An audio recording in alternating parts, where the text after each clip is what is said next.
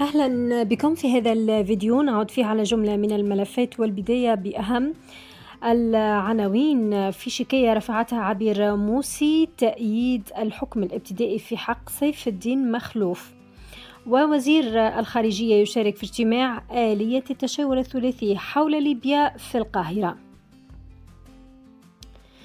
أهلا بكم في تفاصيل هذه الملفات. البداية بالحكم الصادر في حق سيف الدين مخلوف، حيث قضت الدائرة الجناحية بمحكمة الاستئناف بتونس يوم أمس الأربعاء بتأييد الحكم الابتدائي الصادر في حق المحامي والنائب السابق بالبرلمان المنحل سيف الدين مخلوف، والقاضي بسجنه مدة 1 و10 أشهر.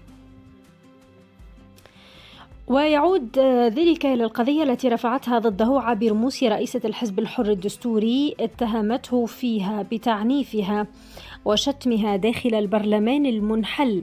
ويذكر أن سيف الدين مخلوف حكم مؤخرا ب4 سنوات سجنا بخصوص القضية المتهم فيها بالتآمر على أمن الدولة.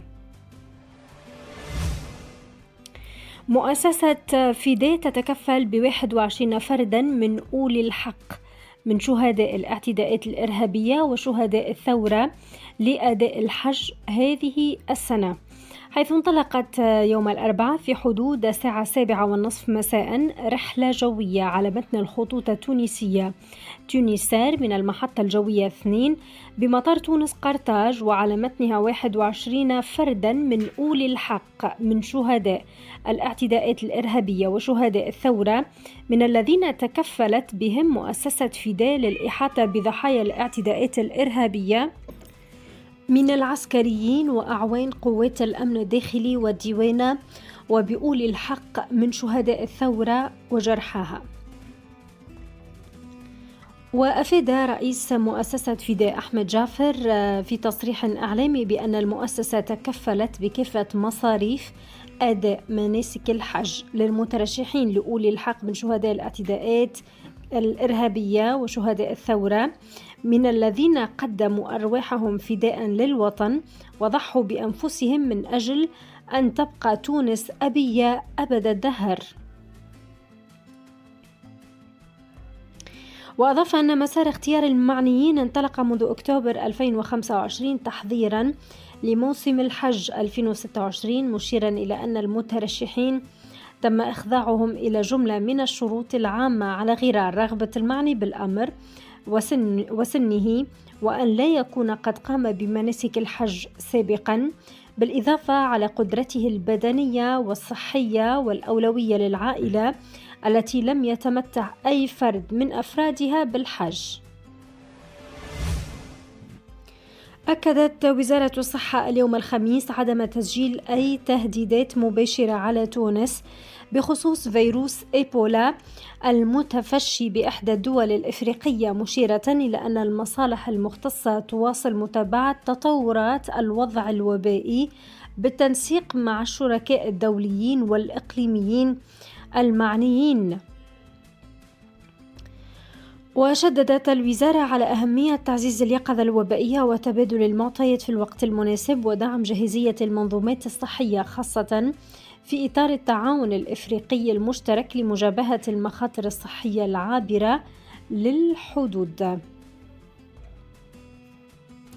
وقد أوضحت أنها تتابع باهتمام تطورات الوضع الوبائي في جمهورية الكونغو الديمقراطية، وذلك على ضوء المعطيات الصادرة عن المركز الإفريقي لمراقبة الأمراض والوقاية منها ومنظمة الصحة العالمية بشأن تسجيل بؤرة لفيروس إيبولا. وزارة الصحة أكدت أن انتداب الممرضين والفنيين السامين ومساعدي الصحة يتم طبقا لأحكام المنشور الوزاري عدد 24 لسنة 2025، وذلك بالاعتماد على قائمة الانتظار المعتمدة على مستوى كل ولاية دون اشتراط تحيين مطالب التسجيل بالنسبة للمترشحين المدرجين سابقا. وأوضحت الوزارة في ردها على سؤالين كتابيين للنائبين بالبرلمان آمال المدب ويوسف التومي حول موعد تطبيق ما ورد بقانون المالية لسنة 2026 بخصوص انتداب المساعدين الصحيين المرسمين بقائمات الانتظار، أن عملية الانتداب تتم وفق معايير أولوية موضوعية ومضبوطة تتمثل أساسا في أقدمية سنة التخرج ثم أعلى معدل في التخرج، وفي صورة التساوي يتم منح الأولوية للمترشح الأكبر سنا بما يضمن الشفافية وتكافؤ الفرص بين جميع المترشحين. يشارك وزير الشؤون الخارجية والهجرة والتونسيين بالخارج محمد علي النفطي في اجتماع آلية التشاور الثلاثي حول ليبيا الذي احتضنته القاهرة اليوم الخميس تحتضنه القاهرة 21 ماي 2026 بمعية كل من بدر عبد العاطي وزير الخارجية والهجرة وشؤون المصريين بالخارج بجمهورية مصر العربية، وأحمد العطاف وزير الدولة وزير شؤون الخارجية والجالية الوطنية بالخارج وشؤون الإفريقية بالجمهورية الجزائرية الديمقراطية الشعبية. وسيتناول الاجتماع سبل دعم ومعاضدة جهود الأشقاء الليبيين في تحقيق تطلعاتهم نحو التوصل إلى حل سياسي توافقي يحفظ وحدة ليبيا ويعزز أمنها واستقرارها، والجهود الإقليمية والدولية والتعاون مع بعثة الأمم المتحدة للدعم في ليبيا من أجل مواصلة دعم وتشجيع الحوار الليبي للتوصل إلى التسوية المنشودة. خصص يوم 15 ماي الحالي للتعريف بزيت الزيتون البيولوجي التونسي، وذلك في إطار تظاهرة أيام تونس في صربيا المنتظمة بمناسبة الاحتفال بالذكرى 70 لإقامة العلاقات الدبلوماسية بين تونس وصربيا. ومثل هذا الموعد حسب ما جاء على صفحة سفارة تونس ببلغراد على موقع التواصل الاجتماعي فيسبوك مناسبة لتسليط الضوء على المكانة العالمية التي تحتلها تونس في قطاع زيت الزيتون البيولوجي، باعتبارها تتصدر قائمة البلدان المصدرة لهذا المنتوج، بما يعكس جودة الإنتاج التونسي وأصالته والإشعاع الدولي الذي يحظى به.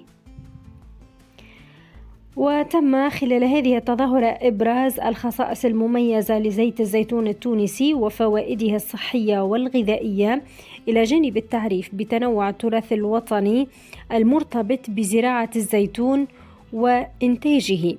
في هذا السياق تم تنظيم حصة مهنية لتذوق زيت الزيتون وفق المعايير الدولية المعتمدة لتعريف الحاضرين بأساليب التمييز بين الزيوت عالية الجودة والتعريف بخصائص زيت الزيتون التونسي وتميزه. هذه الفرصة أتاحت للحضور فرصة اكتشاف الخصائص الحسية والأصالة والجودة التي يتميز بها زيت الزيتون التونسي.